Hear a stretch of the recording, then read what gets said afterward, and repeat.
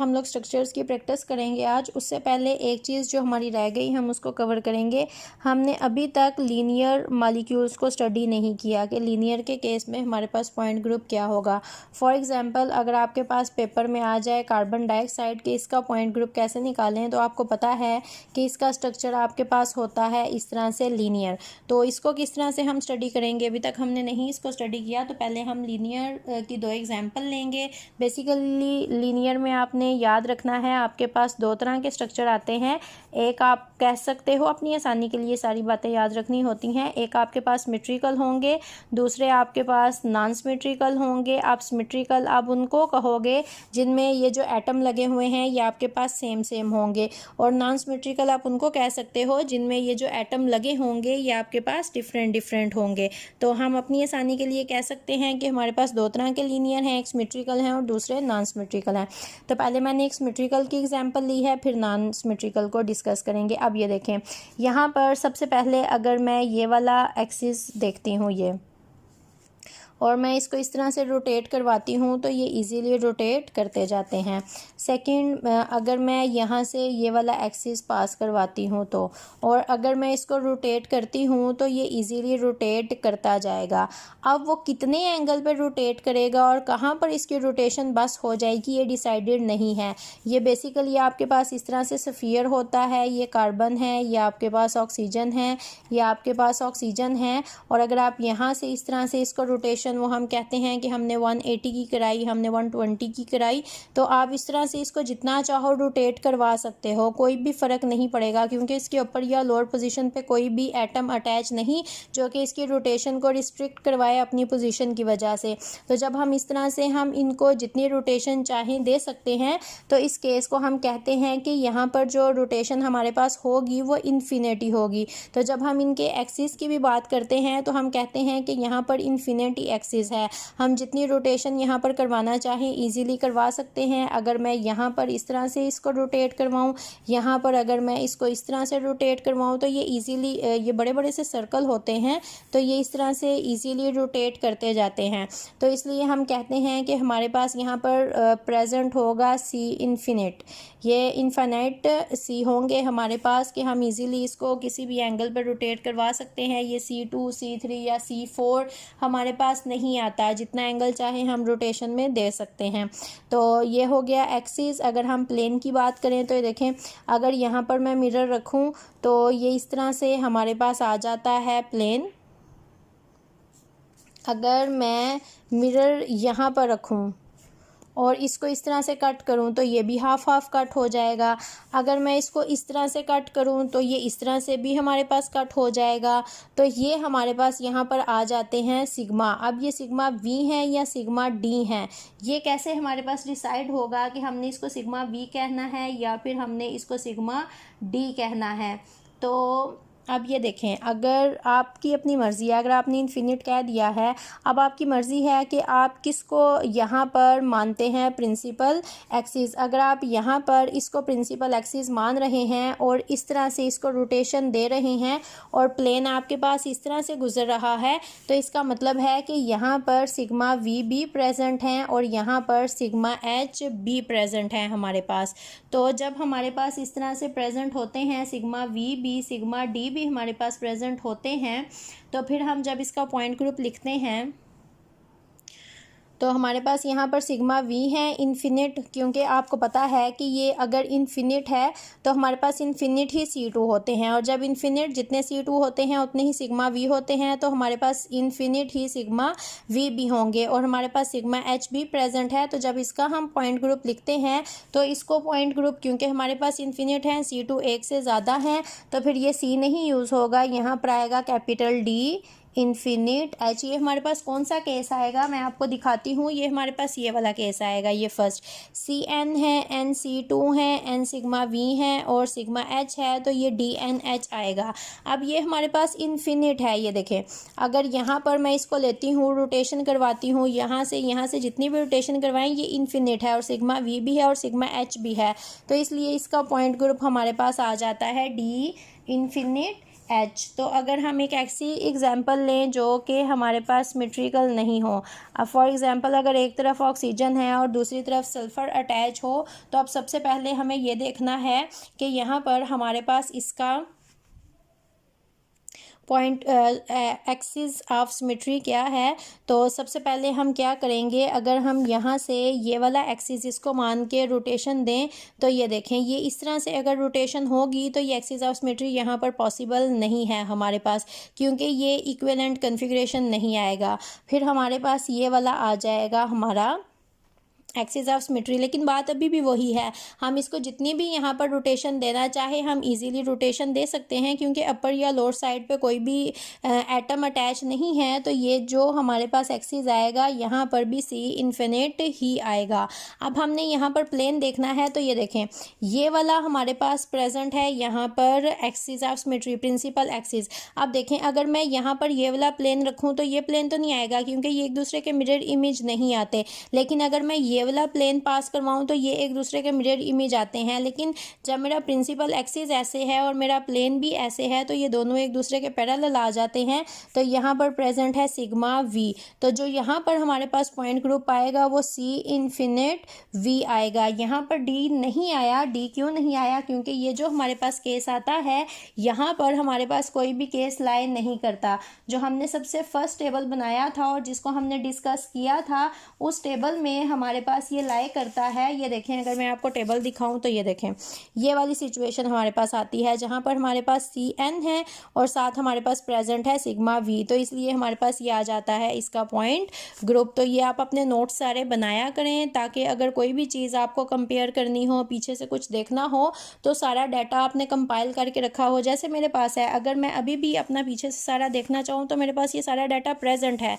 मैं जिस भी चीज़ को पीछे से स्टडी करना चाहूँ ईजिली स्टडी कर सकती हूँ या आपको दिखा सकती हूँ। तो ये हमारे पास आ जाता है सी इन्फिनिटी वी। तो ये हमारे पास सिमेट्रिकल थे जिनको हमने डिस्कस किया। आगे हम प्रैक्टिस करेंगे सबकी, तो ये बातें हमें ज़्यादा अच्छी तरह से समझ आएंगी। तो प्रैक्टिस करने के लिए हम ऐसा करते हैं कि एक तरह के जो मॉलिक्यूल हमारे पास पॉसिबल हैं उनको हम स्टडी करते जाते हैं। जैसे कि अगर मैं चलें कहती हूँ कि हम ट्राइगोनल ले लेते हैं। ट्राइगोनल में आपने स्टडी किया है इसको BF3 को। अब मैं इसकी जनरल रिप्रेजेंटेशन लिखने लगी हूँ। तो ये देखें A B एंड B ये हो गया। अब ये मेरे पास और किस तरह से एग्जिस्ट कर सकता है, ये देखें अगर मेरे पास यहाँ पर हो A, यहाँ पर हो B, यहाँ पर B हो B और यहाँ पर प्रेजेंट हो C, या फिर ये एक और तरह से एग्जिस्ट कर सकता है। जैसे यहाँ पर A है, यहाँ पर B है, यहाँ पर C है और यहाँ पर मेरे पास आ जाता है D। तो ये पॉसिबिलिटीज़ हो सकती हैं हमारे पास। या तो ये टोटली हमारे पास सिमेट्रिकल आएगा, मतलब जो एटम यहाँ पर अटैच हैं वो हमारे पास होंगे सेम।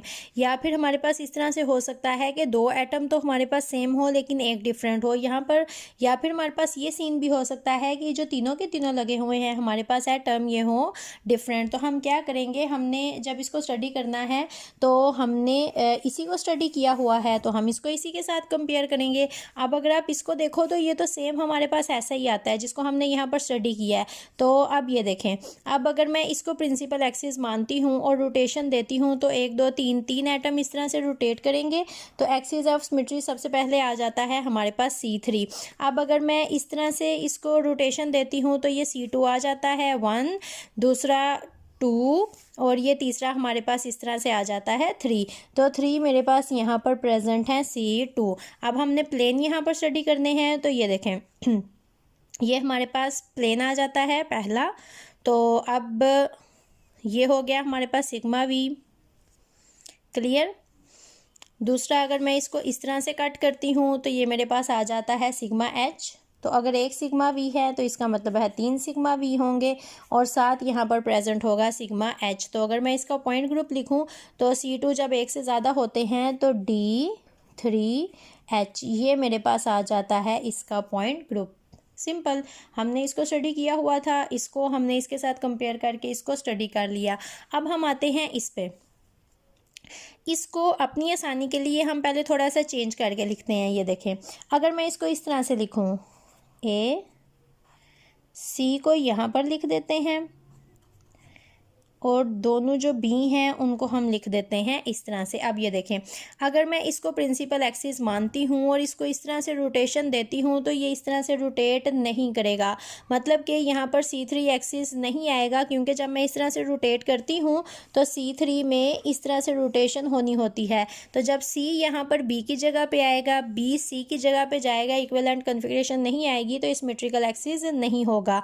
लेकिन अगर मैं यहाँ से इसको एक्सिस मानती हूँ और इनको इस तरह से रोटेट करती हूँ तो यहाँ पर हमारे पास C2 एक्सिस प्रेजेंट होगा और ये एक ही C2 एक्सिस हमारे पास यहाँ पर बस प्रेजेंट होगा। क्लियर? तो ये हो गया हमारे पास इसका एक्सिस। अब हमने इसका प्लेन देखना है, तो पहला यही हमारे पास प्लेन होगा। अब ये देखें, यही एक्सिस है, यही प्लेन है, तो ये हमारे पास आ जाएगा सिग्मा V। अब दूसरा हमारे पास ये तीनों प्लेनर हैं, तो जब इस तरह से हम कट करेंगे तो प्लेन यहाँ से पास होगा, तो दूसरा हमारे पास ये इस तरह से प्लेन होगा। अब ये देखें, अगर यही हमारा प्रिंसिपल एक्सिस है और यही हमारे प्लेन है तो यहाँ पर हमारे पास आ जाएंगे 2 सिग्मा V। तो इसका पॉइंट ग्रुप क्या होगा हमारे पास? इसका पॉइंट ग्रुप होगा C2V। अब हम थर्ड एग्जाम्पल पे आते हैं। अब ये देखें, अगर मैं यहाँ पर एक्सिस ऑफ सिमेट्री देखूँ तो जो हमने बात पहले भी की थी, जब हमारे पास सारे के सारे जो एटम अटैच हैं जिन्होंने रोटेशन करवानी है, अगर वो डिफरेंट होते हैं तो फिर हमारे पास क्या होता है, वहाँ पर हमारे पास एक्सिस प्रेजेंट नहीं होता। तो जब एक्सिस प्रेजेंट नहीं होता तो हम क्या कह देते हैं, यहाँ पर E है, मतलब कि 360 रोटेशन यहाँ पर हमारे पास होगी, अदरवाइज इसके अलावा कोई भी सिमेट्रिकल एक्सिस पास नहीं कर सकता। जब प्लेन हम देखेंगे तो सिर्फ एक ही सिचुएशन आती है कि ये सारे प्लेनर हैं तो फिर एक प्लेन यहाँ पर प्रेजेंट होगा, तो यहाँ पर हमारे पास आ जाएगा 7 सिग्मा। और जब हमारे पास E और सिग्मा होता है तो फिर हम इसको कहते हैं, ये हमारे पास आ जाता है CS पॉइंट ग्रुप। तो ये ट्राइगोनल जो हमारे पास 3 पॉसिबिलिटीज़ हो सकती हैं, हमने वो तीनों को डिस्कस किया। अब एटम यहाँ पर डिफरेंट हो सकते हैं, ए कोई एटम हो सकता है, BC सेम, डिफरेंट, जो भी सिचुएशन आपके पास आ जाए उसके अकॉर्डिंग आप पॉइंट ग्रुप इजीली कैलकुलेट कर सकते हो।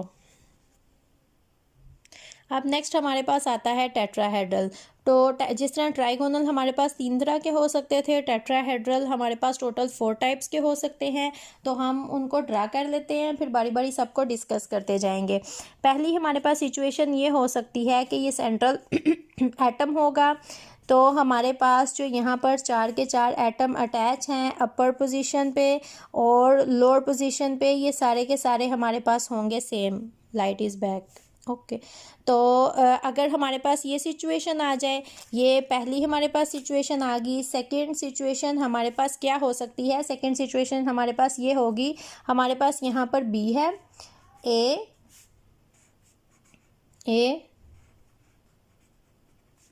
A और ये जो हमारे पास यहाँ पर बैक पोजीशन पे लगा हुआ है ये हमारे पास हो गया डिफरेंट। और थर्ड सिचुएशन हमारे पास क्या हो सकती है? थर्ड सिचुएशन हमारे पास ये हो सकती है, हमारे पास यहाँ पर B है, यहाँ पर A, यहाँ पर A, C और ये हमारे पास हो जाए D। या फोर्थ पोजीशन हमारे पास ये हो सकती है, ये हमारे पास B है, A है, C है, D है और हमारे पास है E।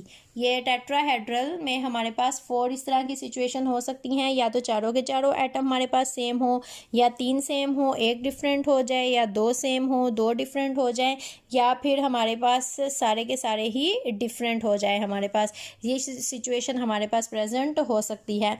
अब ये जो सबसे पहला हमारे पास है ये हमने स्टडी किया हुआ है, इसको आप अगर अपनी आसानी से लिखना चाहो, ये C4 होगा, ये 4 C2s होंगे, ये 4 सिग्मा V होंगे, ये सिग्मा H होगा।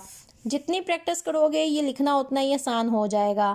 या फिर आप ये भी कर सकते हो, आप सिंपल इसको इस तरह से लिख दो, this is for tetrahedral, this is for symmetrical. अगर सारे के सारे एटम सेम लगे हुए हैं तब आप ये कुछ भी ना लिखो, इसका पॉइंट ग्रुप वैसे तो आपके पास बनता है D4H।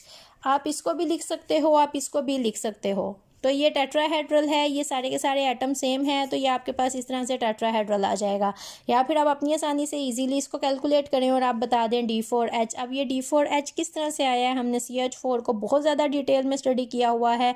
अगर उसको नहीं करना तो इसी के ऊपर आप एक्सिस को, प्लेन को अप्लाई करें तो आपको पता चल जाएगा कि D4H किस तरह से आया।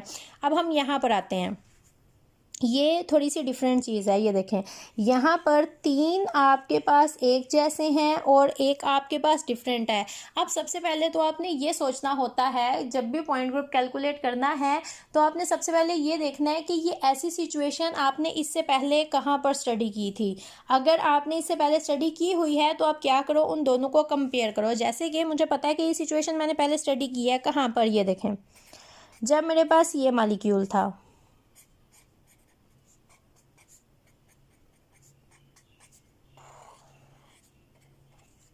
तो मैं इसको भी अपनी आसानी से इसकी तरह लिखूंगी। ये मेरे पास आ गया B, एक A मैंने यहाँ पर लिख दिया, एक A मैंने यहाँ पर लिख दिया, एक A यहाँ पर, और इस C को मैंने लिख दिया ऊपर। अब ये देखें, अगर मैं इसको मानती हूँ इस तरह से, ये B है, यहाँ ऊपर लोन पेयर है और इस तरह से नीचे 3 मेरे पास एटम लगे हैं। अगर मैं इस तरह से इनको रोटेट करवाती हूँ तो ये इजीली रोटेट होंगे और C3 हमारे पास आ जाएगा। लेकिन ये हमारे पास प्लेनर नहीं है, तो इसलिए हमारे पास यहाँ पर C2 एक्सिस नहीं आएगा, सिर्फ C3 एक्सिस आएगा। आपने अमोनिया को स्टडी किया हुआ है, अमोनिया में C3 एक्सिस प्रेजेंट होता है, तो ये C3 एक्सिस आ गया हमारे पास यहाँ पर। अब अगर मैं इसका प्लेन स्टडी करूँ तो ये प्लेनर नहीं है मॉलिक्यूल, और अगर ये मेरे पास प्लेनर नहीं है तो फिर मैं इसको इस तरह से कट नहीं कर सकती। अगर मैं इसको इस तरह से कट करूंगी तो एक अपर पोजीशन पे आ जाएगा। ये देखिए, ये इस तरह से है, तो अगर मैं इस तरह से इसको कट करती हूँ तो ये वाला तो मेरे पास कट हो जाएगा, लेकिन ये जो अपर और लोअर पोजीशन पे आ जाते हैं ये कट नहीं होंगे। तो सिग्मा हमारे पास यहाँ पर कौन सा प्रेजेंट होगा,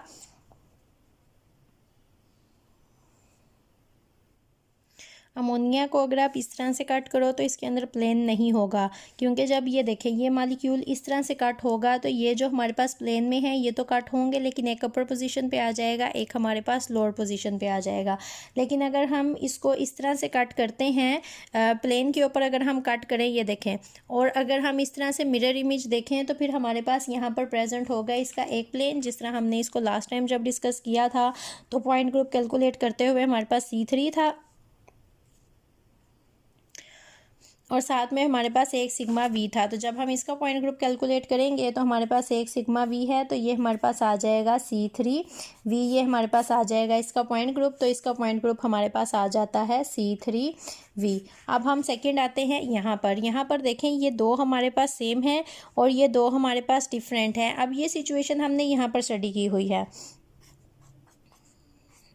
तो अगर हम इसको इसी तरह से लिखें और फिर कंपेयर करें, यहाँ पर हमारे पास B, एक A यहाँ पर, दूसरा A यहाँ पर, एक हमारे पास C इस तरह से अपर पोजीशन पे, और एक हमारे पास यहाँ पर है D जो कि प्रेजेंट है लोअर पोजीशन पे। तो अब आप ये देखें, अगर मैं यहाँ से इस तरह से इसको रोटेशन दूँ तो फिर तो इक्विवेलेंट कन्फिग्रेशन हमारे पास नहीं आती। अब अगर मैं इस तरह से इसको रोटेट करूँ तो ये जो मेरे पास राइट है ये रोटेट होके लेफ़्ट चला जाएगा और लेफ़्ट वाला राइट पे आ जाएगा, और ये अब हमारे पास जो फ्रंट पोजीशन पे है वो बैक पोजीशन पे आ जाएगा, और जो बैक पोजीशन पे है वो हमारे पास आ जाएगा फ्रंट पोजीशन पे।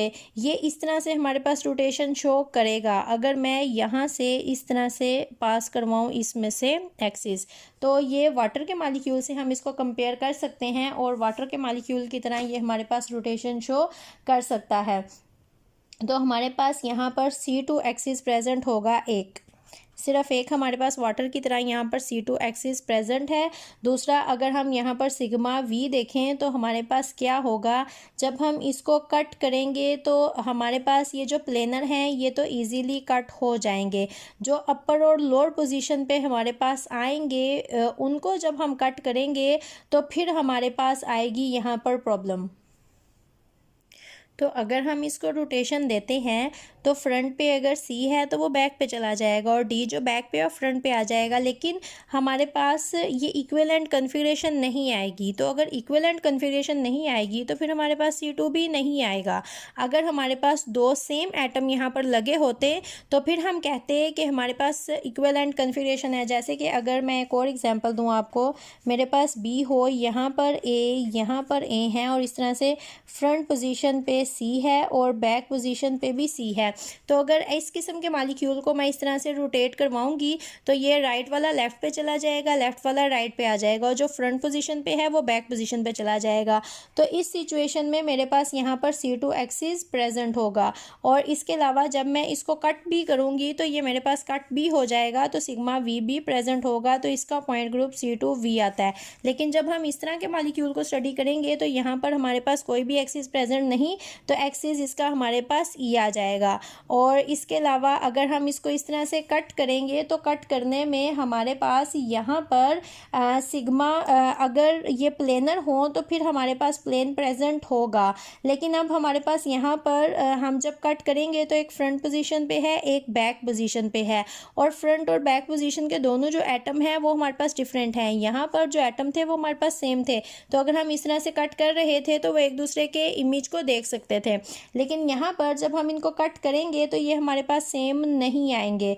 तो इसलिए हमारे पास यहाँ पर जो प्रेजेंट होगा प्लेन, अब प्लेन जो हम यहाँ से पास करवाएंगे वो हम इस तरह से करवाएंगे। ये देखें, ये अपर और ये लोअर पोजीशन से है। जब हम इनके बीच से इस तरह से पास करवाएंगे तो जो इस तरह से अपर और लोअर पोजीशन पे है, और यहाँ पर मेरे पास किस तरह से सिचुएशन है, ये इस तरह से है।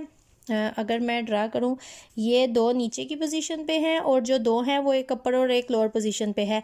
तो जब मैं इस तरह से पास करवाऊंगी तो ये जो अपर और लोअर है इनको प्लेन बीच में से काटेगा और इन दोनों के प्लेन बीच में से गुजरेगा। तो ये दोनों तो सेम है, ये एक दूसरे का रिफ्लेक्शन देखेंगे, और ये जब इस तरह से कट होंगे मेरे पास तो फिर इनका हाफ हाफ आएगा। तो एक इस तरह से हमारे पास प्लेन प्रेजेंट होगा, तो प्लस यहाँ पर सिग्मा आ जाएगा मेरे पास, तो इसको हम लिखेंगे CS। अगर फिर भी आपको कन्फ्यूजन हो हमने प्लेन कैसे पास करवाया है, तो ये जो अपर और लोअर थे इनमें से इस तरह से मैंने पास करवाया है कि इन दोनों को ये इक्वल काट रहा है लेकिन इन दोनों के बीच में से गुजर रहा है। अगर हम इसको ड्रा करें तो इस तरह से है हमारे पास प्रेजेंट, और नीचे ये हमारे पास जो दो हैं वो नीचे की पोजीशन में आते हैं, मतलब ये इस तरह से हैं और दो इस तरह से ऊपर की तरफ हमारे पास खड़े हैं। तो इनके बीच से मैंने इस तरह से पास करवाया, तो ये इनके बीच से इस तरह से कट होगा हमारे पास, तो इसलिए हमारे पास यहाँ पर आता है CS। अब टेट्राहेड्रल हमारे पास एक और तरह से भी आ सकता है, जो मैंने यहाँ पर लिखा था। जब हमारे पास चारों के चारों जो एटम्स हैं वो डिफरेंट होंगे, इसको हमने पहले भी डिस्कस किया था। ये हमारे पास किस तरह से होता है, यहाँ पर जब सारे के सारे एटम डिफरेंट होते हैं तो यहाँ पर प्रेजेंट होता है, आप इसको C1 कह सकते हो या फिर CI इसको कहा जाता है। इसको C1, ये हमारे पास C1 आता है, CI इज़ डिफरेंट। ये C1 है जब हमारे पास सिर्फ प्रेजेंट होता है E, कोई भी एक्सिस नहीं है, कोई भी प्लेन नहीं है, तो सिर्फ हमारे पास आता है C1। इसके अलावा मैं आपको डिफरेंट स्ट्रक्चर्स दूंगी जिनकी आप प्रैक्टिस करोगे और ख़ुद से मुझे उनके पॉइंट ग्रुप कैलकुलेट करके दोगे। अगर किसी का पॉइंट ग्रुप कैलकुलेट नहीं होता तो फिर उसको हम उसकी प्रैक्टिस कर लेंगे। ये 4 मैंने आपके सामने मॉलिक्यूल्स लिखे हैं, बहुत ही आसान है, इन तीनों को आप इजीली सॉल्व कर सकते हो। ये मैं आपको खोल के दे देती हूँ। ये इस तरह से एग्जिस्ट करता है, एक आयोडीन यहाँ पर है, एक आयोडीन यहाँ पर है, एक यहाँ पर लोन पेयर है, एक यहाँ पर लोन पेयर है और एक यहाँ पर लोन पेयर है। तो इन चारों के पॉइंट ग्रुप्स आपने कैलकुलेट करने हैं और मुझे इनके आंसर देने हैं।